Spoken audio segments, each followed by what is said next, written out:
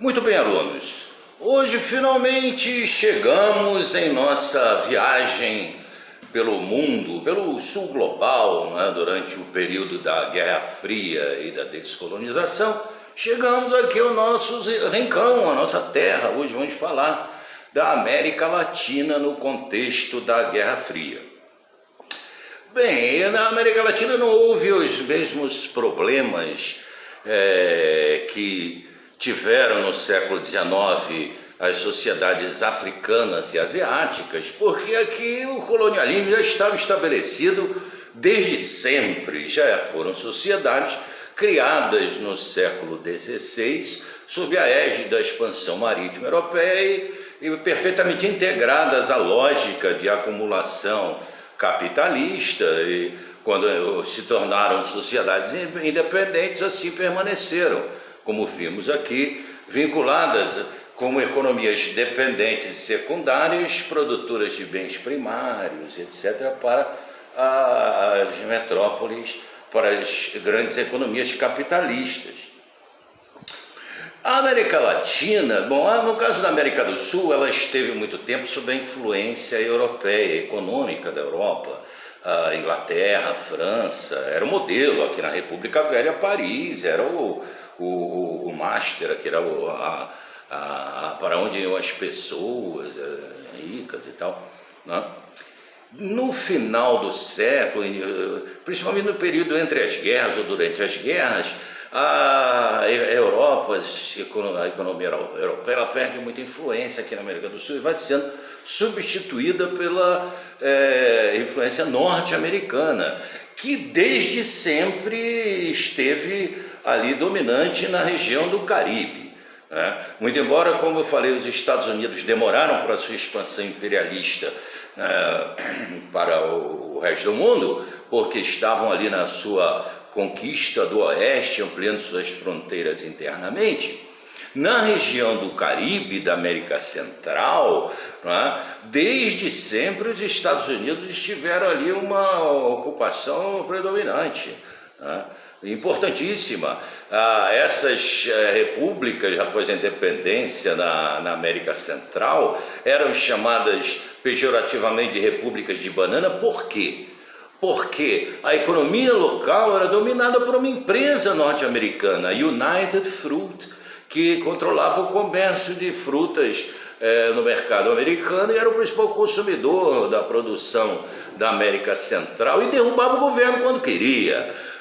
O presidente americano Taft inaugurou a política que eles chamavam do Big Stick, ou grande cacete, né? Sempre que alguém ali naquela região incomodava de alguma forma os interesses econômicos americanos, era só telefonar na Casa Branca, o cara mandava lá os fuzileiros navais e ocupava o país. Assim foi na Nicarágua, no célebre episódio lá do Sandino, um grande líder local, né?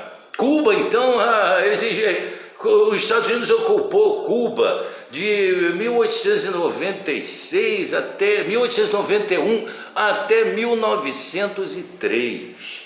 E depois invadiu a ilha, mandou tropa a ilha, em várias oportunidades. Em 1920, 24, houve lá um governo mais progressista, depois de uma rebelião de estudantes e tal, os caras vão invadir, né? Depois, em 1933, também, a mesma coisa. E chegou ao ponto dos Estados Unidos aprovarem uma emenda à sua Constituição, a emenda Platt, que autorizava o governo americano a invadir Cuba sempre que fosse necessário, porque lá eles precisam aprovar no Congresso quando vai ter guerra. Então, como estava em toda hora em Cuba, vamos simplificar essa burocracia aí. Se quer invadir Cuba, vai lá logo, resolve esse problema. Enfim, o Panamá era parte da Colômbia. E a Colômbia começou a fazer jogo duro ali na construção do Panamá, queria isso, queria aquilo. Os Estados Unidos falaram, invadiram o país, invadiram a região e criaram o país Panamá. E pronto. Que foi obrigado a arcar com a custa construção do canal, apoiando dinheiro emprestado nos Estados Unidos. Agora não é fácil não. Enfim, desde sempre ali o colonialismo foi importante. E depois da Guerra Mundial, os Estados Unidos, numa conjuntura de Guerra Fria, encaram aqui a América Latina, o continente americano, como o seu quintal. Isso não sou eu que estou falando, não. Isso era como jornais americanos falavam. Quando o Nikita Khrushchev colocou bombas nucleares ali em Cuba, a imprensa americana disse: não, vamos acabar com esse negócio, porque nós não podemos admitir aqui um enclave socialista com bomba aqui no nosso quintal. Exatamente. E foi tratado como tal. Durante a Guerra Fria, acabou a alegria, vamos dizer assim, acabaram-se os tempos dourados para a América Latina. Foi um tempo sombrio para nossos povos aqui, porque todos os governos nacionalistas, desenvolvimentistas, que pretendiam desenvolvimento autônomo, com participação e emergência de classes trabalhadoras, com a reforma agrária e tal, foram todos derrubados. Não teve jeito. Foi o Vargas, depois João Vargas e depois João Goulart, que derrubaram 2 vezes. Perón na Argentina, Salvador Allende no Chile e por toda a parte aqui na América Latina, América do Sul, os Estados Unidos patrocinaram a implantação de governos militares, ditatoriais, sanguinários. As ditaduras na América Latina, Hugo Banzer na Bolívia, Stroessner no Paraguai, o rei, esse símbolo da tortura, o Pinochet no Chile, Augusto Pinochet, Videla, Galtieri na Argentina, aqui no Brasil, Médici, Costa e Silva, que ordenaram tortura e assassinatos. Acabar com o negócio de, imagine, defendemos um mundo livre. A primeira coisa que fizeram foi instituir a censura, e com golpe militar por toda parte, sempre nesse mesmo tom que a gente está vendo hoje. O medo e o pavor do comunismo. Os comunistas vão tomar o poder, então você vai... E tem que fazer o quê? Tem que chamar um general milico lá, que vai chegar no poder e meter a porrada em todo mundo e dizer: não, vamos acabar com os comunistas e tal. Foi mais ou menos isso. A gente vai ver esse negócio aqui na próxima aula, quando eu vou falar especificamente sobre a ditadura militar no Brasil, o que foi exatamente, sem mentiras, sem essas coisas horrorosas que estão circulando por aí hoje. Até quem diga que não houve ditadura. Olha que insulto à memória do nosso povo e das nossas pessoas aqui. Muito bem. Então aqui a América Latina era quintal, está totalmente dominado pelos Estados Unidos, exceto por um ponto fora da curva. Quem diria? A pequena ilha de Cuba. Ora, a longa ilha de Cuba. Cuba, que foi o último país do mundo a acabar com a escravidão, no mundo ocidental, a acabar com a escravidão. O último. Cuba que, quando os países todos se tornaram independentes aqui na América Latina, continuou colônia da Espanha. Cuba, que foi o destino em que os escravocratas, lá, os donos de escravos lá de produção de gin de cana no Haiti, buscaram quando teve a revolução lá, foi um montão deles para Cuba. Cuba, que era um verdadeiro bastião da colonização espanhola, da Igreja Católica. Esta Cuba acabou como? Acabou sendo o bastião, o enclave socialista, aqui no coração do quintal norte-americano durante a Guerra Fria. E como isto aconteceu? Vamos falar da Revolução Cubana de 1959, o ano que eu nasci. Ora, Cuba então era uma região, inclusive quando houve a independência das colônias, aqui não houve lá grande coisa em Cuba, não uma grande resistência, entendeu? As pessoas lá continuaram lá sob domínio espanhol, sem o menor problema. Apenas no final do século XIX é que José Martí, o grande mártir da Revolução da Independência Cubana, morreu em 1856, 57, acho que isso mesmo, não, 1896, já sob quando Cuba estava sob a ocupação norte-americana, lutando pela independência da ilha. Mas a ilha estava totalmente dominada.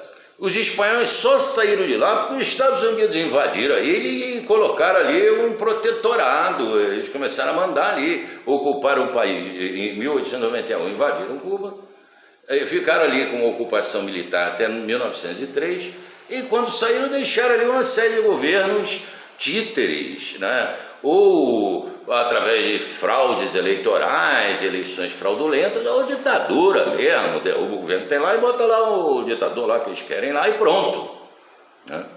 E Cuba foi, uma próxima, Cuba está a voo de passarinho de Miami, uma ilha paradisíaca, lindíssima, diz que é lindíssima, de foto que a gente vê, deve ser, né? E o que aconteceu? Cuba acaba sendo um atrativo para capitais norte-americanas. 75% das terras de Cuba no século XX, lá no meio do século XX, eram de estrangeiros, eles não compravam tudo, né? Os negócios, então, a empresa, é tudo americana. E Cuba se transforma, ao longo do século XX, num importante destino turístico, principalmente para os norte-americanos. Ali surge uma infraestrutura importante de turismo baseada em cassinos. Há uma série de cassinos ali, praia e tudo mais, né? Aos americanos em Cuba era oferecido tudo que em sua terra era, no tempo da lei seca, né? Não podia beber nos Estados Unidos, mas quando ia para Cuba não tinha esse problema. Prostituição, tudo, enfim, tudo, drogas, e Cuba não tinha esse problema não, e os Estados Unidos iam para lá, a máfia americana começa a usar Cuba como centro, o seu principal centro para lavagem de dinheiro, nos cassinos, que é o melhor negócio para lavar dinheiro, né? Ora, essa situação torna Cuba, vamos dizer assim, quase um apêndice da economia norte-americana. Sempre que alguém tentar botar a cabecinha ali fora, eu falei, em 1920 até 24, houve um cara, o Carvalho, se não me engano, tentou lá um governo nacional e chutaram. Depois, em 1933 também, o Grua tentou, e chutaram também, derrubaram, né? Cuba parecia um esteio ali do poder americano e imperialista, porém a resistência existia, né? E a resistência existia. O próprio Fidel Castro, no início dos anos 50, participou de uma tentativa lá de insurreição, uma grande insurgência lá, atacou com uns 100 e poucos caras, um quartel lá, La Moncada, La Moneda, num quartel, e entrou em cana, foi preso, ficou 2 anos na cadeia, depois fugiu para o México.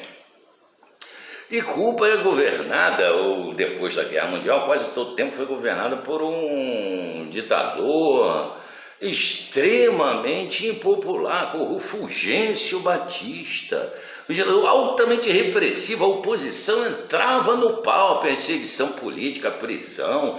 Ele só soltou o Fidel Castro depois de 2 anos de cadeia, e outros, né, deu lá uma anistia, porque teve que fazer, estava tão impopular, porque estava chantando, que ele teve que fazer um arremedo lá, dizer que ia ter uma eleição, pacificação e tal. Depois desceu o cacete todo mundo de novo, e se mantinha no poder direto, criando em torno dele uma burocracia corrupta, odiada pelo povo, né? E muito bem, aquilo para os Estados Unidos era o quê? Um local insignificante, é onde eles iam ao lupanar, ao cassino e tal. Era comandado pela máfia, essas coisas assim. Porém, em 1956, o Fidel Castro, o Che Guevara, o Camilo Cienfuegos, com mais uns 54 guerrilheiros, pegaram um barquinho, um iate no México, e a pequenino quase afundou, porque estava cheio de arma pesada, imagina. E foram para Cuba, desembarcaram lá, 54 guerrilheiros, juntaram com mais uns 100 e pouco que estavam esperando lá. Primeiro sofreram logo uma emboscada terrível, o exército Batista sabia do negócio deles lá, deu um pau neles, eles tiveram que se dispersar, fugir.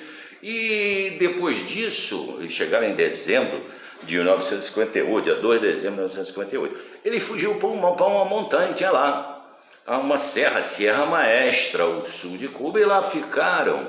E durante o ano seguinte inteiro, né, passaram, em 1957, no caso, chegaram em dezembro, passaram a construir bases políticas, apoio junto à população local e do rei de Cuba, que odiava o governo Batista. Eles colocaram uma rádio, a Rádio Rebelde, e em associação com a Informes dessa rádio, eles prosseguiram tendo importantes sucessos políticos e militares. Eles começaram a atacar quartéis para roubar arma, para poder armar mais pessoas e tal. E as vitórias eram propaladas pela rádio e tal, e conseguiram, no final do ano de 1957, 1958, eles dominavam a Serra Maestra, estavam lá em cima artilhados, muito bem preparados e fazendo constantemente ataques, e estavam sendo bem sucedidos em ataque contra instalações, quartéis, etc., do exército Fulgêncio Batista. Em maio de 1958, o Fulgêncio Batista ordena uma ofensiva contra a Serra Maestra. Resolve acabar com a palhaçada, manda lá o exército dele, tanque, 12 mil soldados, para acabar com a história. E toma um pau desgraçado, e aí ele vai sendo, ele tem muita dificuldade de progressão, aliás, o exército dele só fez apanhar. E quando chega no centro lá da Cordilheira, há uma batalha, a Batalha de La Plata, em julho, né, de 58, que eles são fragorosamente derrotados e obrigados a recuar. Quando eles recuam para as cidades, lá para lamber as feridas, os guerreiros partem para a cabeça, partem para cima. Fidel Castro divide o seu pessoal em duas colunas, uma vai para o Oriente e outra para o Ocidente, e começam a avançar em direção à Havana, ficar no extremo oposto da ilha. E tem uns sucessos contínuos até que no final do ano, em dezembro, 30 de dezembro de 1959, a coluna comandada por Camilo Cienfuegos obtém uma vitória decisiva, a batalha decisiva do conflito, né, contra o exército do Fulgêncio Batista, que recua. No dia seguinte, Che Guevara entra com outra coluna na cidade de Santa Clara, né, ele vinha em apoio lá ao Cienfuegos, chegou em Santa Clara, e juntos esperam Fidel. E 8 dias depois, ou no dia seguinte, dia 1º de janeiro de 1959, o Fulgêncio Batista pega um avião e se manda, deve ter juntado lá os dólares que podia carregar e vai embora. E no dia 8 de janeiro, Fidel Castro entra em Havana e vai até o aeroporto dar adeuzinho para o pessoal que estava indo embora de Cuba. Quem vem em Cabul agora no Afeganistão, só que em Cuba ele já vai, quem quiser ir embora vai, né? E foi muita gente quando se consolidou o regime lá. Cuba não tinha médicos. Esse sistema de médico de família que a gente conhece aqui, que é difundido pelo mundo inteiro, é uma criação cubana do Che Guevara. Porque quando os americanos saíram de lá, não tinha médico em Cuba, tinha meia dúzia de médicos lá, os caras como iam fazer? Aí criaram um sistema de cuidados primários e tal. E, aliás, assim que o regime chegou ao poder, em 1950, o que ele fez? Um programa de alfabetização em massa, que acabou, não tem um analfabeto na ilha, uma ilha pequena, 11 milhões de habitantes e tal, mas não tem analfabeto, o padrão educacional lá é elevado, as escolas são de qualidade, são só públicas, é claro, a sociedade é socialista, mas o padrão é de excelente qualidade, e a implantação de um sistema de saúde que é de excelência, que conseguiu levar a ilha a ter os melhores índices sanitários, mortalidade, mortalidade infantil, expectativa de vida e tal, das Américas. A Organização dos Estados Americanos, quem suspeita, o Fidel Castro chamava a OEA de, Ministério das Colônias dos Estados Unidos. Enfim, quem suspeita diz que eles têm o melhor sistema de saúde aqui da América, sem dúvida. Melhor dos Estados Unidos. Os Estados Unidos não tem, lá é privado, né? Ora, ao mesmo tempo promoveram a nacionalização dos bancos e a encampação das empresas estrangeiras, das empresas norte-americanas, e uma reforma agrária, a divisão dos latifúndios camponeses, o que conferiu ao regime um grande apoio popular. O povo em Cuba lá, né, o apoio a Fidel Castro e tal, é muito grande, né? Guevara, etc. Ora, essas medidas colocou os Estados Unidos polvorosa, né? Pô, afinal de contas, como é que aqui no nosso quintal que aparece um barbudo desse aí criando uma situação dessa? Vamos acabar com essa palhaçada. Mandaram lá, houve uma tentativa militar mal sucedida na Baía dos Porcos, que eles mandaram lá mercenários, etc. Mercenários, porque eles trabalham assim no Iraque, tudo mercenário. Já mandaram lá os mercenários lá invadir, que nem aquele episódio aqui da Venezuela. Mas chegaram lá, os mercenários se deram muito mal e o Fidel Castro se consolidou no poder. A partir de então, os Estados Unidos adotaram a política do bloqueio, o bloqueio econômico, não pode nada para Cuba, agora está proibido, não tem comércio e tal. É um troço criminoso, que chega ao ponto de, por exemplo, agora, os cubanos desenvolveram uma vacina, eles têm uma vacina deles lá, ficou pronta antes que a nossa aqui, do Butantan, eles têm lá, mas não tem seringa. E os Estados Unidos proíbem a exportação de seringa para Cuba. Os caras estão fazendo vaquinha lá, o chinês parece que vai mandar alguma coisa e tal, não tem lá seringa para aplicar vacina. É um troço desumano, né? Monstruoso, esse bloqueio que faz a Cuba, a Coreia do Norte, enfim, que não desconhece completamente que ali tem pessoas comuns, famílias que vivem e que não tem nada a ver com o que eventuais governos possam fazer, né?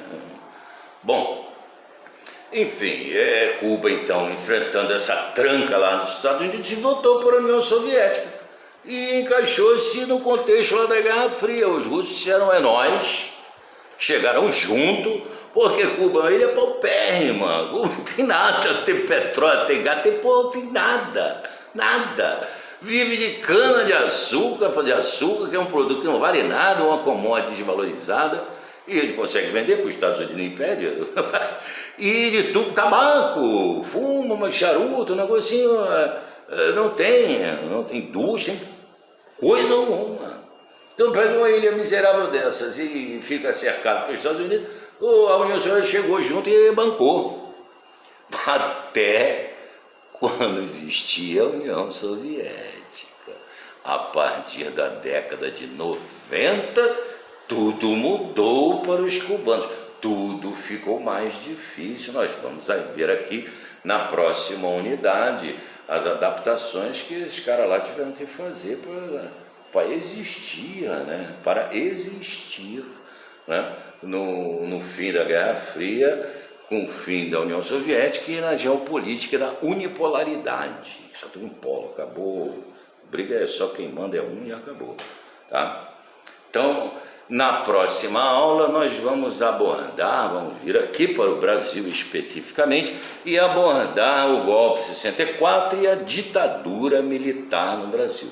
Será o nosso último assunto na segunda unidade, né? E depois nós começaremos a próxima, ou seja, o colapso da União Soviética, a geopolítica da unipolaridade e o triunfo do neoliberalismo. Um abraço.